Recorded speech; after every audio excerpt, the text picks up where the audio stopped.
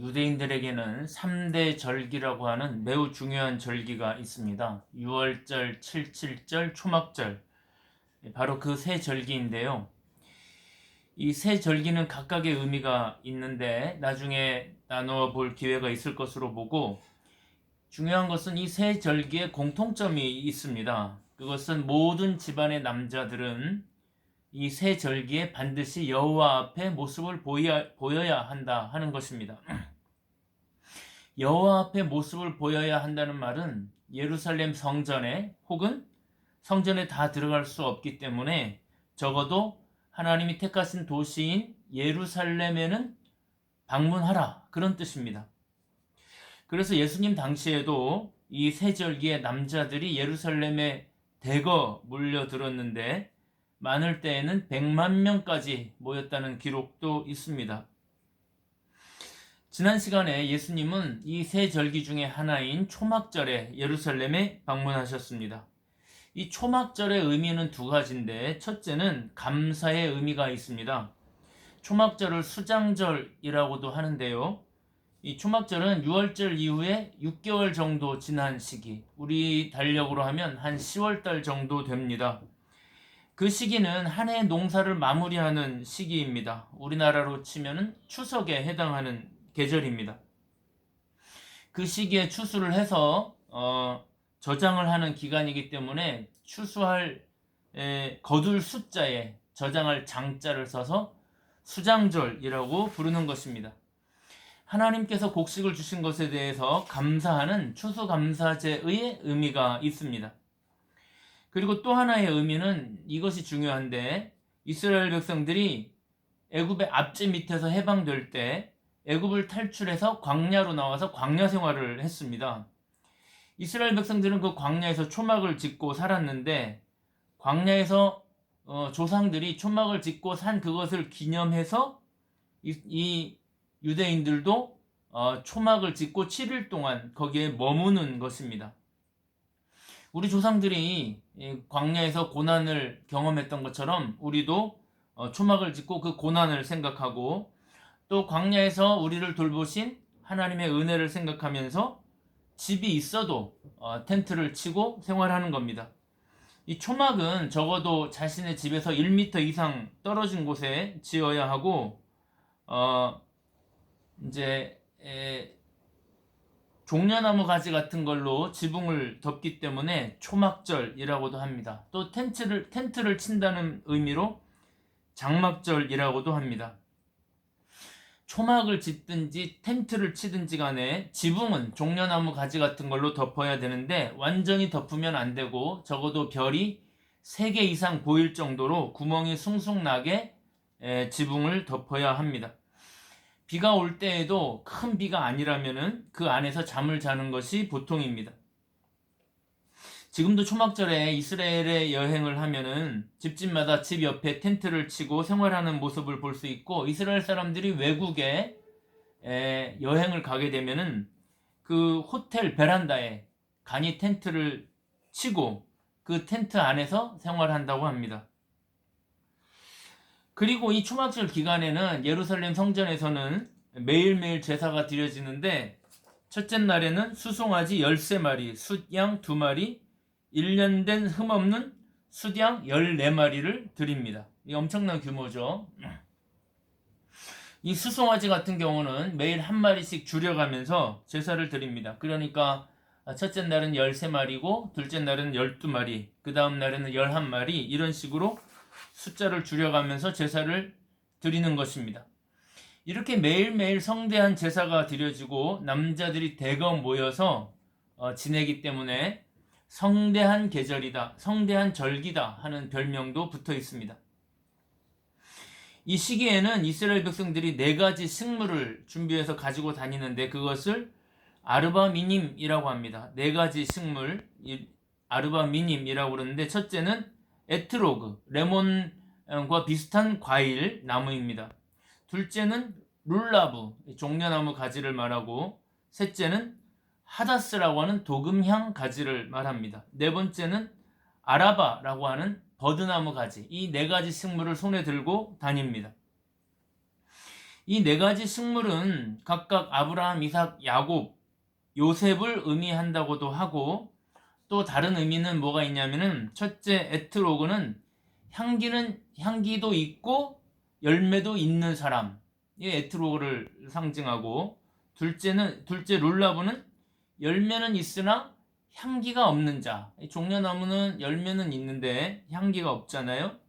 세 번째 하다스는 향기는 있으나 열매가 없는 자. 네 번째 아라바는 향기도 없고 열매도 없는 자. 이렇게 네 종류로 구분된다고 합니다. 그래서 사람들은 이 네 가지 식물을 가지고 다니면서 나는 어디에 속한 사람인가를 묵상한다는 것입니다. 초막절에 행해지는 또 다른 의미와 행동들도 있는데, 그것은 다른 말씀과 연결될 때 또 말씀을 드리기로 하고, 어쨌든 지금 예수님은 이 아주 성대한 절기인 초막절에 예루살렘에 올라가신 것입니다. 모든 남자들이 예루살렘에 올라가야 하기 때문에 예수님이 올라가신 것도 있지만, 요한복음을 잘 읽어보면 예수님께서 이 초막절에 어떤 메시지를 백성들에게 전하기 위해서 올라가신 것입니다. 오늘은 그 한 가지만 생각해 보려고 합니다. 지난 시간에 보았던 것처럼 예수님은 형제들에게도 알리지 않고 초막절에 은밀하게 예루살렘에 올라가셨습니다. 그런데 예수님은 은밀하게 올라가셨지만은 예수님은 이미 유명 인사가 되어 있었습니다. 갈릴리와 예루살렘에서 많은 가르침과 기적을 행하셨기 때문에 예수님이 예루살렘에 당도하자마자 사람들이 알아보고 모여들기 시작했습니다. 아름아름 예수님 주변에 사람들이 모여드니까 자연스럽게 예수님의 주옥 같은 말씀이 시작되었습니다. 그런데 예수님이 말씀을 한참 하시는 도중에 예수님의 말씀을 들으러 온 사람들 중에 어떤 이들이 이렇게 말합니다. 저 사람은 배운 적도 없고 가말리엘의 문화생도 아니고 학식이 전혀 없는 사람인데 어떻게 저런 말을 하는가? 어떻게 저렇게 지식인처럼 말하는가? 이 공격에는 비아냥과 불신을 조장하려고 하는 의도가 담겨 있었습니다. 대중들을 선동하려고 하는 목적입니다. 그러니까 예수님께서 가르침을 하시다 말고 이렇게 말씀하십니다. 사람이 좋은 학교 나왔다고 해서 다 똑똑한 거 아니다. 인류대학, 명문대학 나왔다고 해서 똑똑한 거 아니다. 내가 하는 말은 다 하늘에서 온 지혜다. 내가 하는 말은 하늘로부터 받아서 하는 말이다. 너희가 정말 하나님의 뜻을 행하려는 마음이 있다면 아마 내 말을 다 이해하고 내가 왜 이런 말을 하는지 알게 될 것이다. 너희가 지금 내가 38년 된 병자를 안식일에 고친 것을 가지고 아직도 시비를 걸고 있는 거 내가 다 아는데, 너희가 정말 하나님의 뜻대로 살려는 마음이 있다면 안식일에 사람을 건강하게 만든 걸 가지고 잘했다고 칭찬을 할 일이지 그 일을 가지고 나를 죽이려고 하지는 않을 것이다. 너희가 정말 하나님의 뜻대로 살려고 한다면, 하나님의 뜻대로 살려고 하는 마음이 정말 진실이라면 너희는 내가 하는 말과 내가 하는 행동이 얼마나 하나님의 뜻에 부합되는지 다 알았을 것이다. 너희가 하나님의 뜻을 찾는다고 하면서 내가 어떤 학교를 나왔는지, 출신이 어떻게 되는지 하는 걸로 나를 판단하지는 않았을 것이다. 외모로 나를 판단하지 말고 정말 무엇이 옳고 그른지로 나를 판단해라.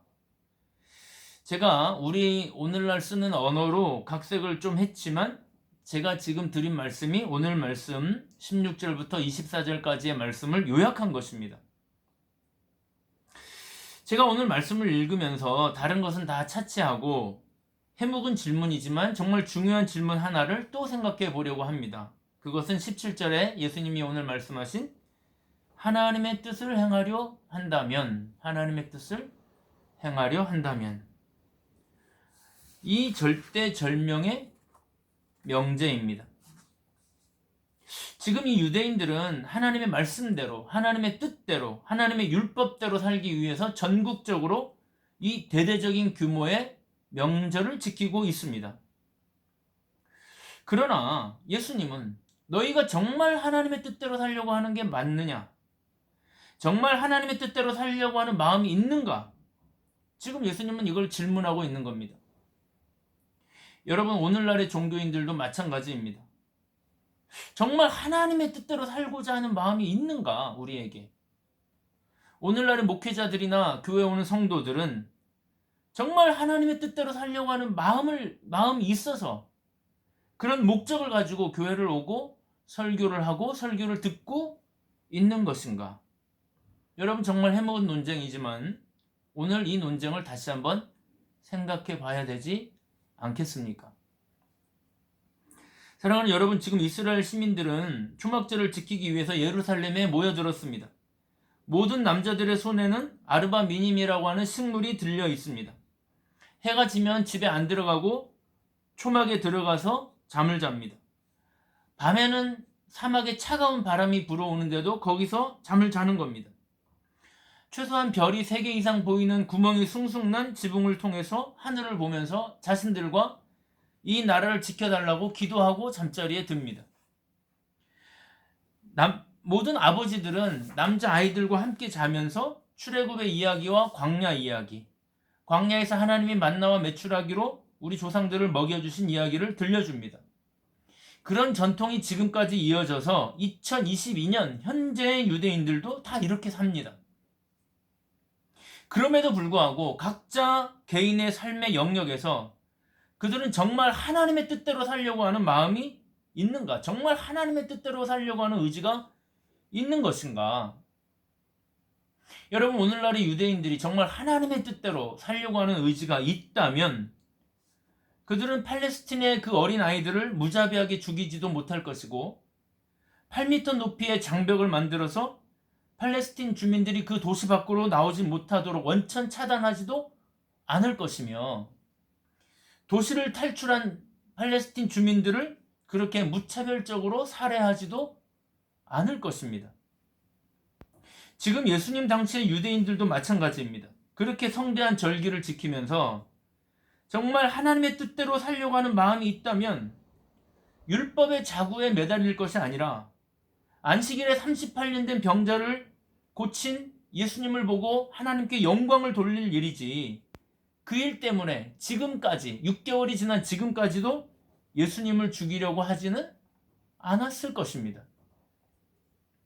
사랑하는 여러분, 하나님의 뜻대로 산다고 하는 것이 도대체 무엇입니까? 주일 성수 잘하고 11조 헌금 잘하고 새벽기도 잘하고 금식 잘하고 성경 통독 잘하고 그게 하나님의 뜻대로 사는 것입니까? 그것은 하나님의 뜻대로 살려고 하는 수단이지 그것 자체로 목적일 수 없습니다. 최근에 코로나 상황이 안 좋아지면서 저희 요양원도, 제가 섬기는 요양원도 타격이 큽니다. 코로나에 직격탄을 맞은 것은 아니지만 코로나로 인해서 면회나 외부 활동이 급격히 제한되면서 어르신들의 스트레스나 압박감이 이만저만이 아닙니다. 컨디션이 급격히 안 좋아지면서 이런저런 이유로 작년과 올 초까지 15명이 넘는 어르신들이 돌아가셨습니다. 40명이 넘는 저희 직원들도 극심한 스트레스와 업무의 과중함 때문에 번아웃 상태에 있습니다. 퇴사한 직원들도 여러분 계십니다. 이런 상황에서 정말 헌신적인 그리스도인 직원도 몇몇 있지만 소위 중직을 가진 교회 오래 다녔다고 하는 그리스도인 직원들은 몸을 사립니다. 얼마 전에 우리 요양원 어르신 2분이 코로나에 감염이 됐습니다. 즉시로 격리하고 24시간 케어할 직원을 찾았습니다.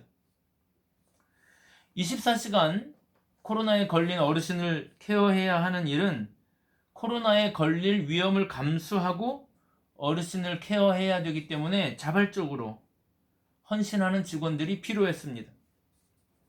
그런데 그 일을 하겠다고 헌신한 직원은 소위 말하는 중직자 그리스도인들이 아니었습니다. 우리 시설에 와서 예수를 믿게 되었거나 아니면 예수를 믿는지 안 믿는지도 알 수 없는 그런 경계선상에 있는 초신자 직원들이었습니다. 저는 어르신들을 위해 몸소 자신을 헌신한 그 2분의 직원이 얼마나 고마운지 모릅니다. 이 어려운 시기에 결심을 해준 사실이 눈물이 날 지경입니다. 물론 교회 오래 다닌 분들이 다 이기적이라는 말씀이 아닙니다. 그 중에는 정말 헌신적인 그리스도인 직원들도 많습니다. 그런데 상황이 어려워지고 보니 누가 정말 하나님의 뜻을 행하는 사람인지 누가 단지 종교인일 뿐인지 명확히 구분이 된다는 것입니다. 여러분, 누가 정말 하나님의 뜻을 행하는 사람입니까? 사랑하는 여러분, 저는 누군가를 지금 정죄하기 위해서 이런 말씀을 드리는 것이 아닙니다. 적어도 우리가 교회를 다닌다면, 우리가 예수를 믿는다면 무엇이 하나님의 뜻대로 사는 것인지 고민하며 살아야 되지 않겠느냐 하는 질문을 드리는 것입니다. 이 설교를 듣고 계신 여러분은 또 한 번의 예배를 드리고 있을 겁니다. 우리가 한 번 한 번의 예배를 드릴 때마다 어떻게 살 것인가를 질문하며 예배를 드려야 할 것입니다. 지난 수요일은 저희 선친께서 돌아가신 지 7년이 되는 날이었습니다. 저희 선친은 이 시골에 와서 많은 우여곡절을 겪으면서 40년 동안 목회를 하셨습니다. 아버지 목회에 기억이 남는 일이 많이 있지만은 최근에 저희 어머님이 들려주신 일화가 한 가지 기억이 납니다. 하루는 저희 아버님께 먼 친척뻘 되는 젊은 연인이 찾아왔습니다. 아내로 보이는 여인은 임신을 한 상태였습니다. 두 분 다 그리스도인이었고 결혼식을 올리지 못한 상태였습니다. 자신들이 다니는 교회 목사님에게 결혼식 주례를 해달라고 부탁을 했지만 혼전에 임신을 했기 때문에 목사로서 해주기 어렵다는 답변이 돌아왔습니다. 아내가 다니는 교회 목사님도 같은 대답이었습니다. 지금부터 한 30년 정도 된 이야기니까 그때는 교회가 얼마나 더 경직되어 있었겠습니까? 그래서 염치불구하고 저희 아버님을 찾아온 것입니다. 아버지께서는 흔쾌히 해주겠다고 약속하셨습니다. 나중에 노회에서 추궁을 들으면 목사로서가 아니라 친척이었기 때문에 해줬다고 둘러대면 된다, 이렇게 안심을 시키고 보냈습니다. 두 사람은 눈물을 흘리며 돌아갔습니다. 저희 아버지께서 밥상머리에서 종종 하셨던 말씀이 있습니다. 목회자의 울타리가 너무 좁으면, 목회자의 품이 너무 좁으면 그건 종교인이지 목회자가 아니다. 사랑하는 여러분, 우리가 하나님의 뜻이라고 규정해 놓은 울타리가 여러분은 어느 정도의 한계로 둘러쳐져 있습니까? 교회 일 잘하는 거, 그거 정말 훌륭한 일이지만은 교회 일만 잘한다고 해서 하나님의 뜻을 행하는 거 절대 아닙니다. 사랑하는 여러분, 우리를 둘러치고 있는 그 울타리들을 다 걷어내 버리시기를 바랍니다. 우리가 사랑하고 헌신해야 할 우리의 이웃은 지금도 너무나 많고 우리 가까이에 있습니다. 우리의 사랑의 손길을 기다리는 분들에게로 오늘도 나아가기를 바랍니다. 그것이 하나님의 뜻을 행하는 첫 번째 발걸음이기 때문입니다.